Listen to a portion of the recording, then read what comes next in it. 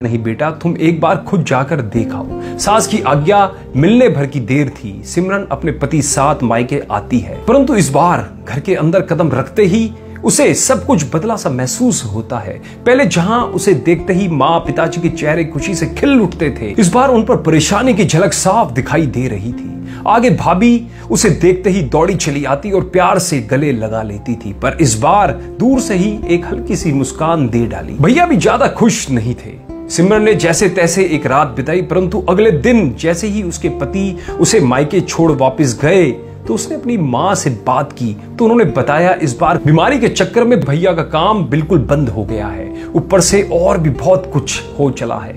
बस इसी वजह से तेरे भैया को तेरे घर भी ना भेज सकी। सिमरन बोली, कोई बात नहीं है माँ, ये मुश्किल दिन भी जल्दी निकल जाएगा, आप चिंता ना करो। शाम को भैया भाभी आपस में बात कर रहे थे जो सिमरन ने सुन ली। भैया बोले, पहले ही घर चलना इतना मुश्किल हो रहा था, ऊपर से बेटे की कॉलेज की फीस परसों राखी है, सिमरन को भी कुछ देना पड़ेगा। आगे से भाभी बोली, कोई बात नहीं, आप चिंता ना करो, ये मेरी चूड़ियां बहुत पुरानी हो गई है, इन्हें बेचकर जो पैसे आएंगे उसे सिमरन दीदी को त्योहार भी दे देंगे और कॉलेज की फीस भी भर देंगे। सिमरन को यह सब सुनकर बहुत बुरा लगा।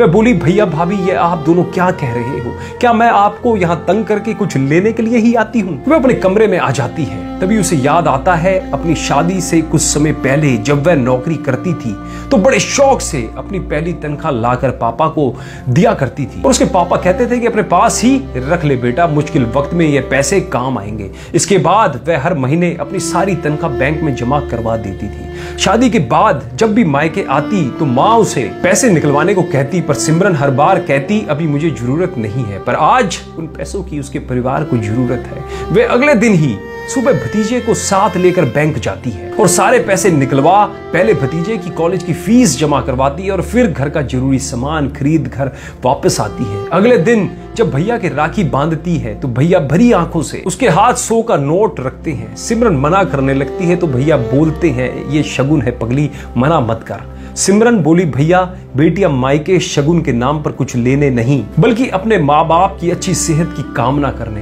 भैया भाभी को माँ बाप की सेवा करते देख ढेरों दुआएं देने, बड़े होते भतीजे भतीजियों की नजर उतारने आती है। जितनी बार मायके की दहलीज पार करती है ईश्वर से उस दहलीज की सलामती की दुआ मांगती है। जब मुझे देख माँ पापा के चेहरे पर रौनक आ जाती है, भाभी दौड़कर गले लगाती है, आप लाड़ लड़ाते हो, मुझे मेरा शगुन मिल जाता है।